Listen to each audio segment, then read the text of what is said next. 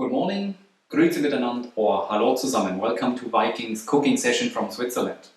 My name is Butterling. I am here in Basel looking after the recruiting for Viking's river and ocean fleet. Together with my team we're doing the best to find the greatest and the most dedicated crew members to work on board of our ships. I would like to introduce every single one of my team members to you. However, when I mentioned that there will be some cooking involved, everybody suddenly had no time anymore. So just now I said Grüezi miteinander and Hallo zusammen. These are two different languages, Swiss German and High German. Here in the northern part of Switzerland we typically speak Swiss German. However, everybody also understands the High German. I am emphasizing on this language topic so much because even though I have been living in Switzerland for the past 20 years almost, and of which I am proud of to be a Viking for nearly 7 years, my personal roots actually lie in Germany. So before the hotel business and some international stops along the way took me to Switzerland, to Bern and to Basel, where I'm living today, I was actually born and raised in Rostock. And Rostock is the name of the city which might sound familiar to some of you, because this is where the Neptune shipyard is located and where we build our Viking river vessels today.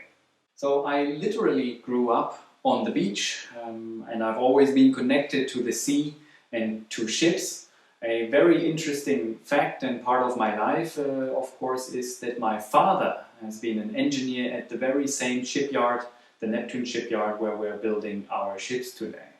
Back in the days, he was a trial cruise engineer involved in testing the machines and the engines of speed patrol boats of the Navy. And this, of course, makes me very proud today to have this connection, and so I could say the cornerstone of my time with Viking was already laid back then. But now it's time to start with our cooking session. I would like to mention at the beginning that I'm neither a professional chef nor a professional filmmaker, but I still hope that you have a good time. So every good meal also requires a good wine, and I would like to introduce Swiss wine to you. Swiss wines internationally tend to be underestimated, but for no good reason. Because of the size of Switzerland, it's a little bit like Swiss watches. The less you produce, the higher the quality becomes, and that's the same with the wine. Another particularity about Swiss wines is that we have alpine soil here in Switzerland, and most of the wine hills and the vineyards you find in Switzerland are located on those alpine soils. So I have chosen two wines from typical Swiss wine regions. This one comes from the Ticino, this is the Italian part of Switzerland, and it's a Bianco di Merlot, which means that red wine grapes are basically being used to produce white wine. So if you cross Switzerland by car, for example, and on your way to Lake Como in Italy, you will pass these nice wine hills on your way down there. And this one is probably the most well-known wine in Switzerland. It's called Medinette, and it's made from a grape variety that is called Chasselas. And the Chasselas is a grape variety that only exists in Switzerland and also originates from Switzerland. There is particular things about Swiss wine. For example, you can find Swiss wine still in an altitude of 1,000 meters, for example. And also most of the Swiss wines in this area, in the French part or in the Italian part, are south-facing. So that means they are exposed to the sun all day long. However, even though those are two really great quality wines, I thought it would be nicer to have something from Basel. Basel has a lot of wine producers in the outskirts as well, and the good thing is it's so close to the city that you can even go there quickly and buy directly from the vineyard. So I quickly get dress something warmer, and then I'll be right back with our wine.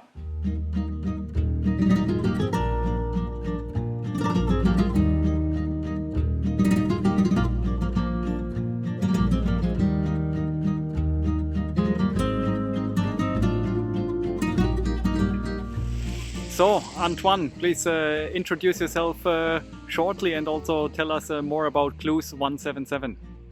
Hello everybody, my name is Antoine Kaufmann. I'm the winemaker and the owner of the vineyard of Clues 177 in Asch by Basel. It's a very beautiful vineyard on steep slope where we have Burgundy type soil and we produce all our wines in a biodynamic way, very natural, and so I hope you enjoy a good meal and with a menu, and hope to see you one day in Basel. We are 10-15 minutes from Basel, so you're always welcome to come here. What is so special about the Basel area as a wine area? We have a lot of sunshine. We have Basel is the town with the second most sunshine in Switzerland, hours per year. So that is of course important for the vineyard and for the wines. And we have very steep soil, steep hills, so that's good also. The exposition is full south, so that's an extra point. And so that's maybe one of the reasons, definitely, that even the Romans came here in the 3rd century and planted actually the first wines. We found them about 20 years ago. There was a hills part of the earth who came down, and then we found very old wines from dated from the 3rd century. Very interesting. What can you tell us about the wine you're holding in your hand? So this is a Riesling Silvaner, and this is a typically grape from here. It gives a nice little lemon fruity type wine. It's a dry wine, and it's perfect with as an aperitif or with some fish. It's just nice and fresh. Is it also good with Rösti? Yes, it's also good with Rösti, and yeah, it's pleasant.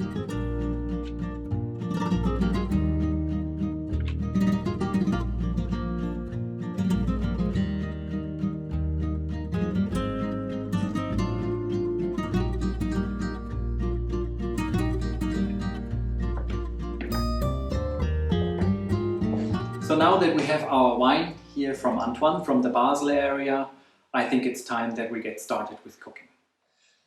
So here we are now in the kitchen. I have prepared everything already so that we can get started right away. Based on the story that I have told you earlier on, I have thought of preparing a Swiss and German combined dish. Today we are cooking Matjes and Rösti. Those dishes are pretty simple to make, but they taste just absolutely delicious. So which ingredients are we using today for our dish? For the Matjes, the main ingredient is herring. This goes together in a nice sauce with onions, apple, cream fresh, and sour cream. And this will be nicely seasoned off with salt and pepper, obviously, but also with some lemon juice and some dill. For the Rösti, obviously, the main ingredient are potatoes, which will be pan-fried together with some nice and fresh bacon. And at the end of the day, we also put a nice egg on top. I think this is it. We can get started with the cooking and let's go. So I will start preparing the Matjes first. For that we make it very simple. We peel and cut a few onions. I have used shallots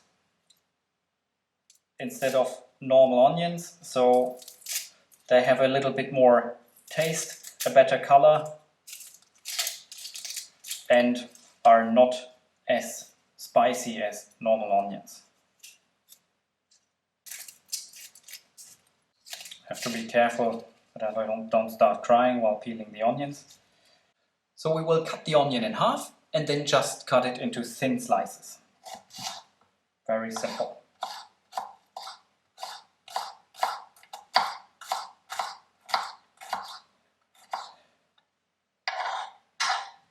When I go and buy products for home cooking, I always pay attention that I buy fresh ingredients, that I buy as many as possible local ingredients. So I usually go to the market to buy fresh ingredients such as the onions or the apples, the eggs from the farmers around the corner. So this is really one good thing about Switzerland, that you have really everything close by.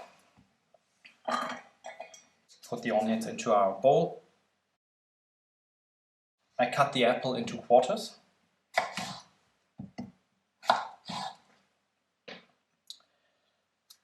Take out the seeds and peel the apple.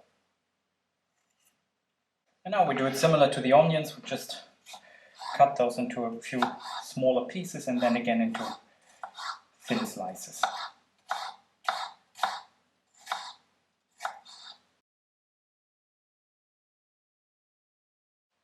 I'll take half a lemon and just pour a little bit over it. This is of course for seasoning, but also prevents the apple from turning brown. Our onions and our apple will be mixed now together with the fresh cream, with sour cream and also some creme fraiche. So what we will do, I'll just pour this inside. So we have cream here. We use it's approximately 100 milliliters. We use for that. Then we have sour cream, where we use similar amount, also approximately 100 milliliters.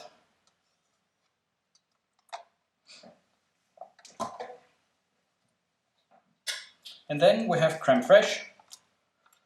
Creme fraiche is a thicker version of cream where you have a bit higher fat amount, which we mix together with the sour cream and the fresh cream.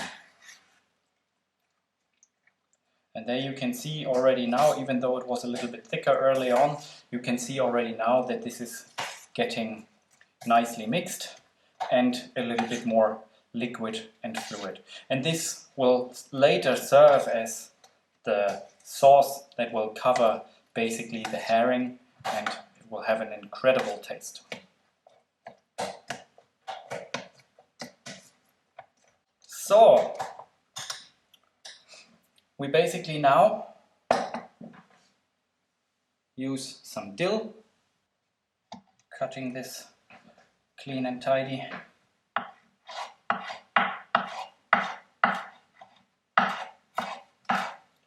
And this now already creates a wonderful color. The white and the fresh green looks great.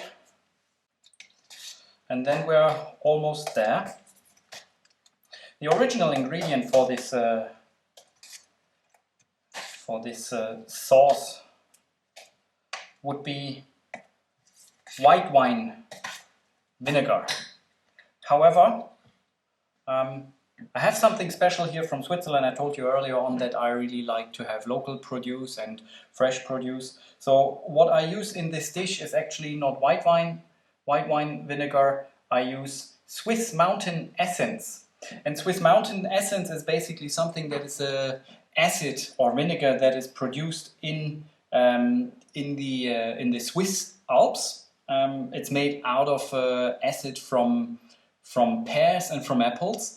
And the very special thing about this acid is actually stored and ages on the Jungfrau Joch. So whoever has been to Switzerland before, to the Swiss Alps, the Jungfrau Joch is above 3,000 meters. And actually what they have done, they are using old bunkers from previous times, where they actually store the barrels with the acid or with the vinegar, and they let it age there. 3,000 meters above. This is incredible, and the taste for this is just fantastic. So I use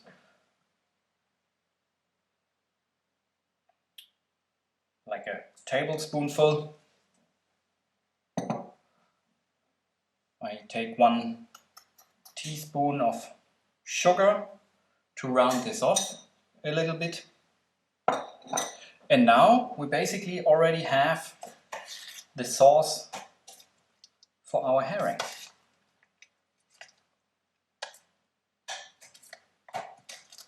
You see how creamy that vinegar is. It really melts very well together with the cream and the sour cream. The sugar we have used to make it really a little bit more vivid and piquant, so that gives a nice flavor. So while the sauce is now resting a little bit, we can take care of the herring, and also this is a very simple task. We just cut it into a few smaller pieces and then can let this rest in the fridge as well. So to finalize the sauce before we let it rest, we can just use some salt and pepper to have this really nicely finished. So the dish is called Matjes. What does it mean? Where does it come from? So Matjes is actually basically herring which has been laid into brine. So very salty liquid which was used back in the days to make it durable for a very long time. When the fishermen were out on sea, they put the herring into big barrels and they put it into salt, obviously, in order to keep it durable for the journey home, and also to have it kept for winter. Herring is usually a fish that is caught in May, June, July, in these months of the year, and then to make it durable until winter, to have some food for winter, they put it into salt or into brine. So what we do, we cut the herring just into a few pieces. You can see the nice red color of the herring already. This is the significance of Matjes, since it has been stored for such a long time in brine. Herring is a fish that originates, let's say, mainly from the North Sea and from the Baltic Sea. So you can actually catch it from where I come from in the Baltic Sea, but also in the central areas of the North Sea, so which means Scotland, for example, but also the southern coast of Norway is very well known for catching herring per se. The name Matjes is an interesting story. You know how it is with stories. There's always legends. This and this has been told about this and that. The name is supposed to originate actually from the Netherlands, which is interesting. It came up during the late 1800s, if I'm not mistaken. It originates from the word Matjes, which is, I hope I pronounced this correct, that all the Dutch viewers that we have now are also satisfied with my pronunciation. Matjes is the word for girl or for young woman. And since Matjes is basically caught in the month before the herring spawns for the first time in that particular year, it's kind of a virgin herring, and this is where the name comes from, supposed to come from. And now we mix the herring together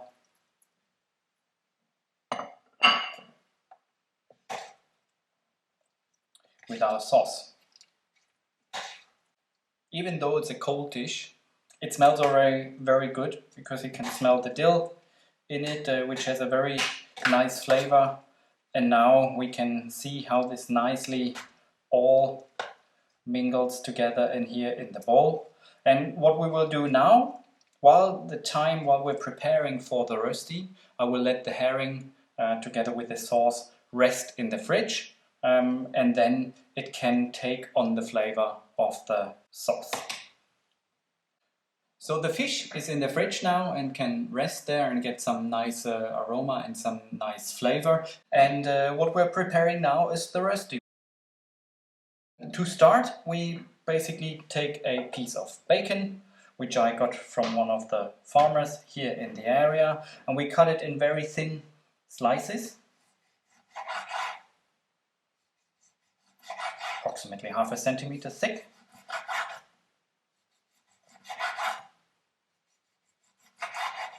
I would say roughly around 150 gram. And then what we do, we cut this again into thinner slices, that we have nice little long pieces of the bacon.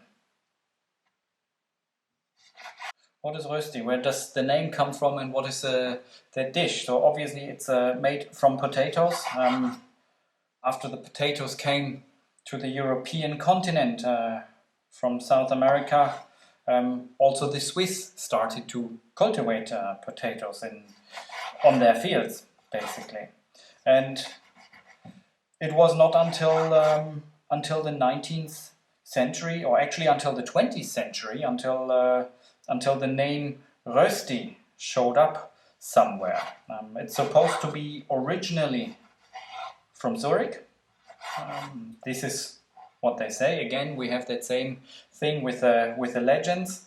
So from Zurich, this is the first time where this name was mentioned, and from there it made its way then into all Switzerland, basically, and to the Italian part and to the French part. So the name Rösti was first mentioned in Zurich. This is what the legend says. Again, we have that with the legends.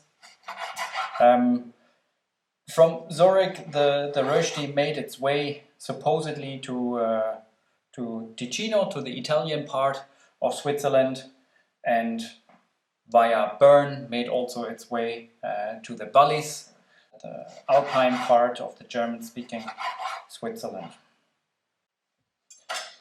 So here we have our potatoes. The potatoes I have already pre-cooked last night. This is the way of how I am doing it at home. There's a regular discussion in Switzerland how the right Röstis are made. Are they being made fresh with fresh potatoes, or are the potatoes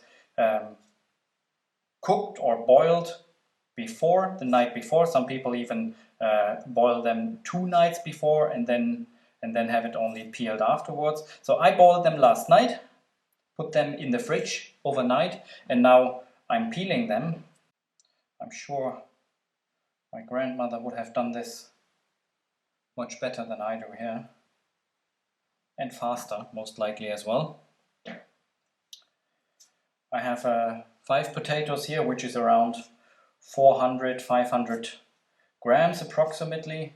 It's a decent dish for 2 people. Also the potatoes I got this morning from the market. The last one. And then we're ready to prepare it to make Rösti. So, and what I do now is to use this simple raffle to put the potatoes into thin slices. If you want, there's also various machines that help you to make a Rösti. The potatoes I boiled for roughly 20 minutes. So you have to find the right time to not make them too soft, otherwise you wouldn't be able to ruffle them. So there we go. Now we have all the potatoes ruffled that we will need for our Rösti. And then we're ready to go to already pan fry our Rösti. All we need is really the bacon, a little bit of butter, and our potatoes. This will take approximately 20 minutes to be finished. Here we will now basically pan fry the bacon and then use this oil combined with a little bit of butter to pan fry also the ruffled potatoes. This will make a nice Rösti. So I'm heating up the stove now and we will start frying the bacon. Don't need to have this on a super high temperature. What we want to achieve is that the bacon lets go of some fat and some oil, which we will then use mainly to produce the Rösti.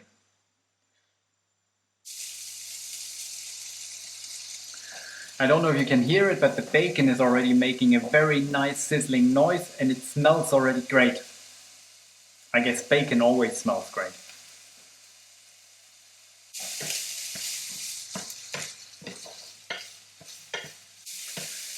I don't want the bacon to be burned, so I keep stirring it a little bit because I want to have that fat that is coming out of it.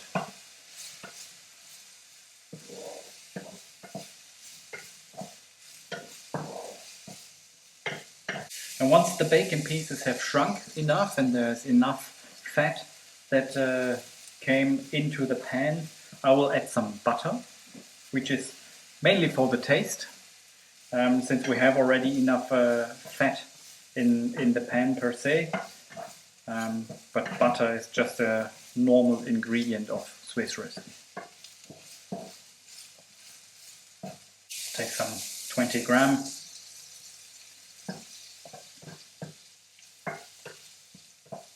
Just let it dissolve in the pan, goes very quickly now since it's already heated.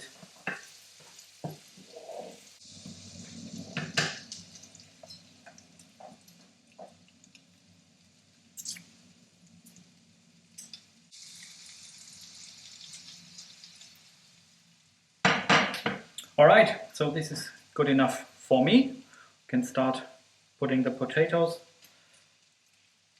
making them already flat on the bottom.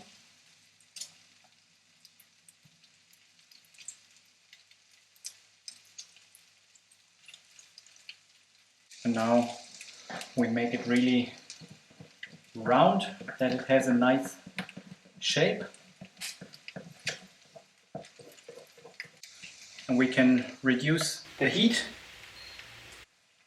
middle temperature. And what we will do, we put a plate on top, like this. And this will help us to turn the Rösti around later on and make it nice and golden from the other side as well. So this we let simmer now for approximately 10 to 15 minutes before we turn it around onto the other side. So now that the potatoes and the bacon and the butter have been in the pan for roughly 10 minutes, I will turn it around. I will use a towel because it's probably quite hot. So let me see if we can make this happen on the first attempt.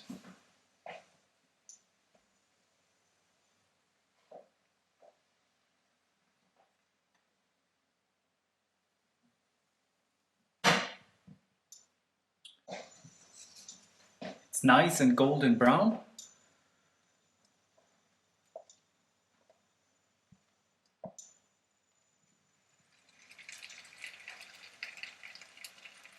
And now we can hear this nice sizzling sound again from early on.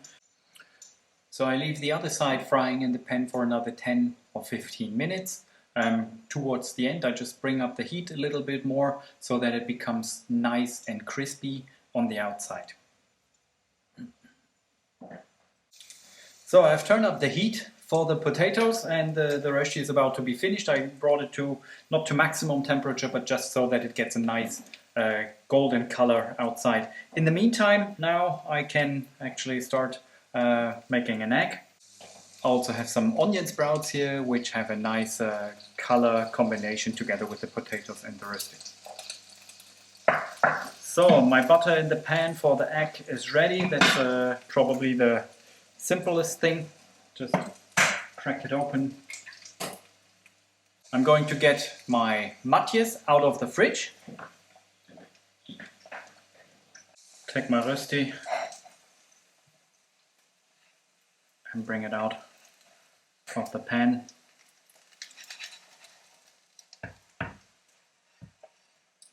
There we go, that looks beautiful. I put the egg on top of it.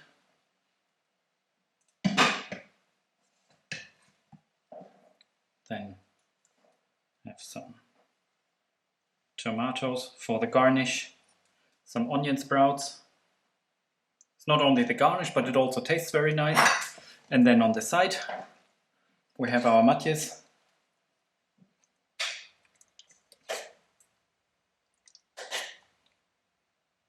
Just dress a little bit around it.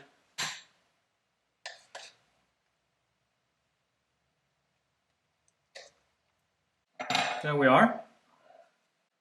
Rösti with Matjes, created today in Switzerland. I hope you will have fun cooking these dishes if you're interested in it, and of course you will enjoy it. And for me, it means having some lunch now. And it was great to be your host today.